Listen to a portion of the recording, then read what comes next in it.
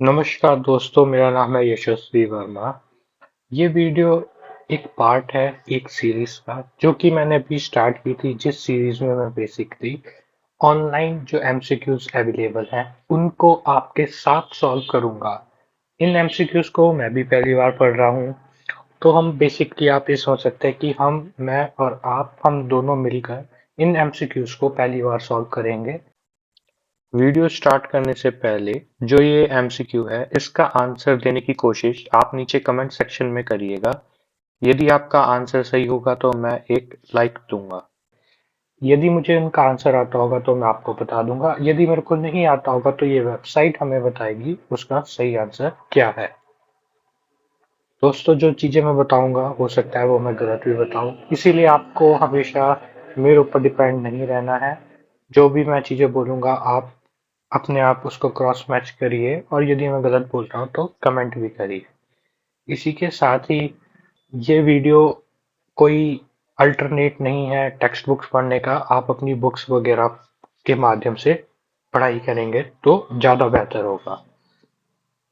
तो चलिए स्टार्ट करते हैं। आज के इस वीडियो में हम फिजियोलॉजी रिलेटेड एनेस्थीसिया से रिलेटेड एमसीक्यूज पढ़ने वाले हैं। सबसे पहला क्वेश्चन है, नॉर्मल इंट्राप्लूरल प्रेशर कितना होता है? इंट्रा प्लूरल प्रेशर का मतलब क्या है? इंट्रा मतलब अंदर, प्लूरल मतलब लंग। तो नॉर्मल इंट्रा प्लूरल प्रेशर कितना होता है? -2 to -4 mmHg। -2 to -4 mmHg। Normal dead space is about dash of the tidal volume। Normal dead space कितना होता है? डेड स्पेस क्या होता है? डेड स्पेस आपका वो होता है जैसे कि जब हम सांस लेते हैं तो कोई पर्टिकुलर एयर या पर्टिकुलर स्पेस, जहाँ पे जो एयर है ना वो ट्रैप हो रखी है, वो आपका गैस एक्सचेंज में कोई पार्ट नहीं ले रही, तो वो पर्टिकुलर एयर को या उस पर्टिकुलर स्पेस को हम बोलते हैं डेड स्पेस। तो ये टाइडल वॉल्यूम का कितना होना चाहिए? टाइडल वॉल्यूम कैसे कैलकुलेट करते हैं? टाइडल वॉल्यूम को जब हम ऐसे कैलकुलेट कर सकते हैं, इसका एक फॉर्मूला आता है 6 ml/kg करके। तो बेसिकली आपको जितना पेशेंट का वेट है उसको उसके वेट को 6 से मल्टीप्लाई कर देना है, तो आपका टाइडल वॉल्यूम आ जाता है।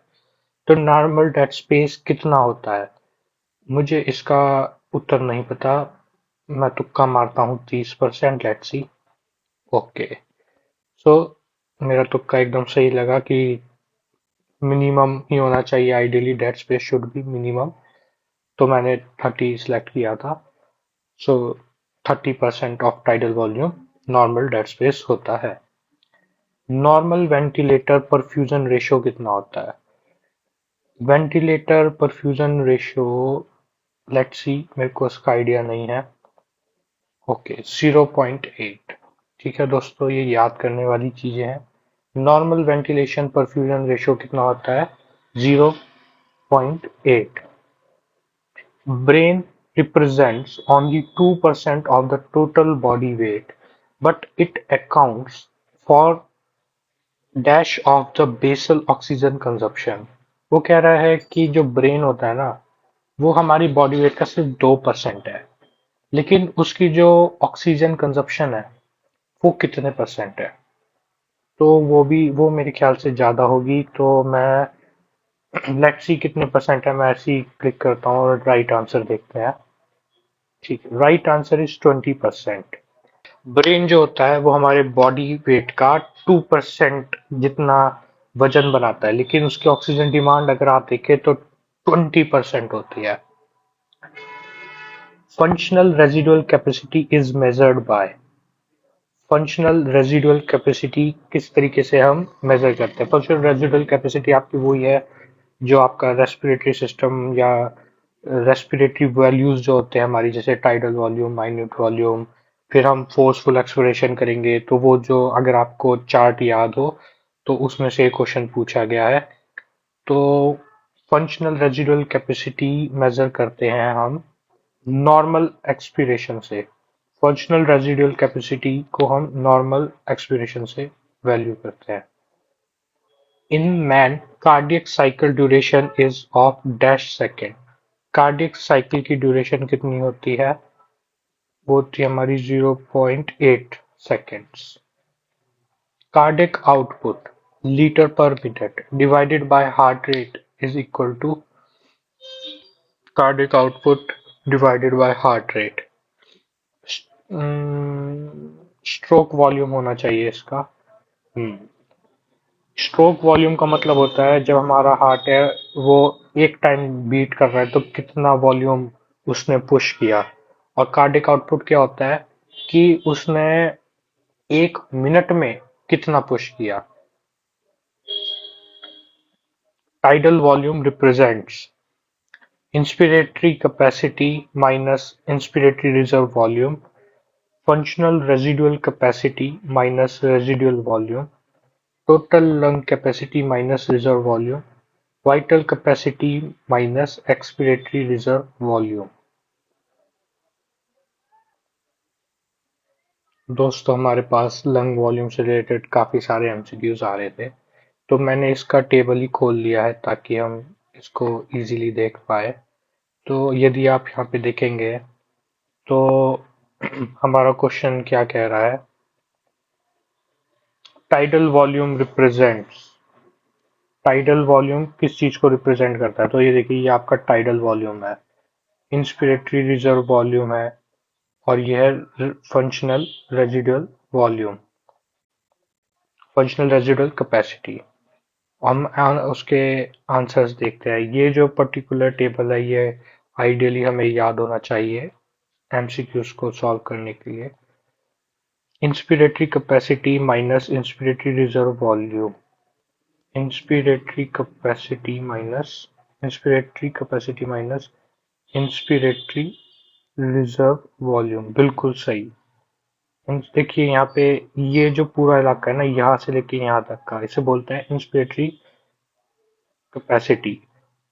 और जो यहाँ पे आप देख रहे हैं ये है इंस्पिरेटरी रिजर्व वॉल्यूम जो कि ये एरिया है। और जो टाइडल वॉल्यूम हमारा अगर हम इससे माइनस करेंगे तो ये वीटी जो लिखा है ये हमारा टाइडल वॉल्यूम। तो मेरे ख्याल से वाला एमसीक्यू पहला वाला ही सही होगा। हम्म बेसिकली ये चार्ट हमें याद होना चाहिए और हम आप सभी याद कर लेना, ये लंग से रिलेटेड है। विटामिन के is required for the synthesis of all the following except. Vitamin के क्या करता है? विटामिन के आपका क्लॉट करता है, मतलब क्लॉटिंग में हेल्प करता है। Is required for synthesis of all, इसमें बताना किसका सिंथेसिस में हेल्प नहीं करता है। ओके, विटामिन के ये आपका ये भी जो क्लॉट बनाने का मैकेनिज्म होता है वो टॉपिक हमें समझना पड़ेगा तब हम इसका सही से और लॉजिकली आंसर दे पाएंगे। बट फिलहाल अभी के लिए इसका करेक्ट आंसर देख लेते हैं जो कि है फैक्टर 7। इट मीन्स कि विटामिन के फैक्टर 10, फैक्टर 9, फैक्टर 12 के सिंथेसिस के लिए जरूरी होता है लेकिन फैक्टर 7 के लिए नहीं होता। All of the following are air conditioning functions of the passageways of the upper respiratory tract. All of the following are air conditioning function of passageways, ठीक है, of the upper respiratory tract. Drying, humidification, warming, filtration। ये पूछ रहा है कि इनमें से कौन सा air conditioning function upper respiratory tract इनमें से कौन कौन से काम करता है। ये मतलब ये कह रहा है कि हमारा जो अपर रेस्पिरेटरी ट्रैक्ट है इनमें से जो काम करता है वो तो ठीक है पर इनमें से ऐसा कौन सा काम है जो वो नहीं करता है। तो वो ड्राइंग नहीं करता, ह्यूमिडिफिकेशन करता है, बिल्कुल करता है, वार्मिंग बिल्कुल करता है, फिल्ट्रेशन बिल्कुल करता है, ड्राइंग होना चाहिए इसका आंसर, बिल्कुल सही। दोस्तों आपका ये वीडियो देखने के लिए बहुत बहुत धन्यवाद। मुझे उम्मीद है इस वीडियो से आपको कुछ नया सीखने को मिला होगा। Thank you.